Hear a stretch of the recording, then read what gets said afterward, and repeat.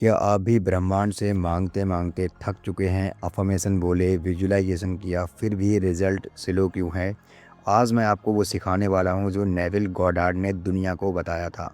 The law of assumption, यानी धारणा का नियम। और ये नियम कहता है आपको वो नहीं मिलता जो आप चाहते हैं, आपको वो मिलता है जो आप पहले से अपना मान चुके हैं। 95% लोग लॉ ऑफ अट्रैक्शन फॉलो करते हैं, लेकिन 95% को रिजल्ट नहीं मिलता। क्यों? क्योंकि वो अंदर से अभी भी कमी में जी रहे हैं।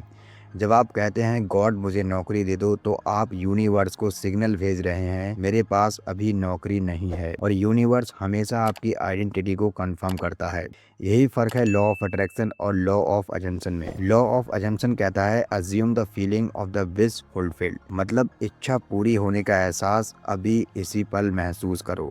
बॉब प्रॉक्टर भी कहते थे आपको उस वाइब्रेशन में आना होगा जो ऑलरेडी रिजल्ट के बाद की होती है। जब आप मान लेते हैं मैं ऑलरेडी सिलेक्टेड हूँ, मैं ऑलरेडी फाइनेंशियली फ्री हूँ, तो आपका सबकॉन्शियस माइंड आपकी बाहरी रियलिटी को उसी हिसाब से सेव करना शुरू करता है। अब सवाल है इसे प्रैक्टिकल कैसे करें? 3 स्टेप्स हैं, लेकिन तीसरा स्टेप सबसे पावरफुल है। अगर वो मिस किया तो बाकी सब बेकार है। स्टेप 1, सर्च खत्म करो। सबसे पहले मांगना बंद करो। ध्यान से समझो, जब आप किसी चीज को चाहते रहोगे आप यूनिवर्स को ये सिग्नल भेज रहे हो कि वो अभी आपके पास नहीं है। और जब आप बार बार कहते हो मुझे चाहिए, तो आप उस चीज़ को अपने से और दूर कर देते हो। इसलिए आज से एक छोटा सा बदलाव करो, मांगना बंद करो और कहना शुरू करो, थैंक यू यूनिवर्स, ये पहले से मेरा है। ये सिर्फ शब्दों का खेल नहीं है, ये आइडेंटिटी का बदलाव है।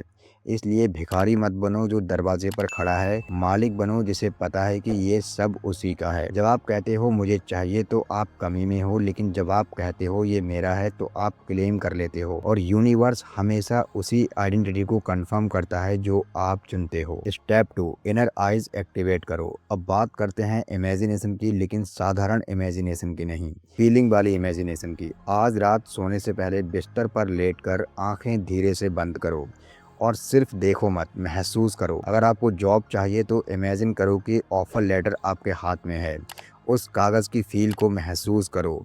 अगर एग्ज़ाम क्लियर करना है तो रिज़ल्ट स्क्रीन अपने सामने देखो और अपना नाम सिलेक्टेड लिस्ट में देखो। लेकिन याद रखना, सिर्फ तस्वीर मत बनाओ। सुनो लोगों की बधाई, महसूस करो दिल की धड़कन, चेहरे पर मुस्कान महसूस करो, और सबसे ज़रूरी, दिल से ग्रेटिट्यूड फील करो, जैसे ये सब अभी हो चुका है। क्योंकि सच ये है, इमोशन ही सीक्रेट है। बिना इमोशन के विजुअलाइजेशन सिर्फ सपना है, इमोशन के साथ वही सपना रियलिटी बनता है। और अगर अभी तक आप इस बात से कनेक्ट कर पा रहे हैं तो वीडियो को लाइक कर दीजिए, क्योंकि इसका मतलब है आप सच में चेंज चाहते हैं। अब आता है सबसे पावरफुल स्टेप, परसिस्टेंस। यही वो जगह है जहां ज्यादातर लोग हार मान लेते हैं। ध्यान से सुनो, बाहर की रियलिटी चाहे कुछ भी दिखाए, अपनी एजम्पशन मत बदलो, क्योंकि मैनिफेस्टेशन बाहर से नहीं टूटती, वो अंदर से टूटती है। अगर बैंक बैलेंस अभी कम है तो भी अपने मन में खुद को फाइनेंशियली स्ट्रांग महसूस करो। अगर एग्ज़ाम का डर लग रहा है तो भी अंदर से सिलेक्टेड बनकर जियो। ये झूठ बोलना नहीं है, ये अपनी आइडेंटिटी चुनना है। नेविल गॉडार्ड कहते थे अगर आप अपनी नई पहचान पर लगातार टिके रहे, अगर आपने बीच में डाउट को जगह नहीं दी, तो धीरे धीरे ही वही एजम्पशन आपकी रियलिटी बन जाएगी। क्योंकि दुनिया हमेशा आपके अंदर की मान्यता को मिरर करती है। और याद रखो, कंसिस्टेंसी ही मैजिक है। लेकिन एक वार्निंग है, अगर आप नेगेटिव इमेजिनेशन करते हैं, अगर आप बार बार वर्स्ट केस सिनेरियो सोचते हैं, तो वह भी मैनिफेस्ट होता है। क्योंकि यूनिवर्स नेचुरल है, वो सही गलत डिसाइड नहीं करता, वो सिर्फ आपकी डोमिनेंट आइडेंटिटी को रिफ्लेक्ट करता है। और इसी वजह से अगले वीडियो में मैं आपको बताने वाला हूँ स्लीप प्रोग्रामिंग टेक्निक, जिससे आपका माइंड सोते सोते आपकी रियलिटी डिज़ाइन करता है। तो अगर आप सच में अपनी आइडेंटिटी बदलने के लिए रेडी हैं, अगर आप चाहते हैं कि आने वाले 30 दिन आपकी ज़िंदगी बदल दें, तो चैनल को अभी सब्सक्राइब कर लीजिए और कमेंट में पूरे विश्वास के साथ लिखिए आई क्लेम इट। क्योंकि दोस्तों, ये सिर्फ कमेंट नहीं, ये आपकी नई आइडेंटिटी का डिक्लेरेशन है। और याद रखिए, ब्रह्मांड से मांगना नहीं है, आपको उसे बताना है ये पहले से मेरा है। मिलते हैं नेक्स्ट वीडियो में। Thanks for watching.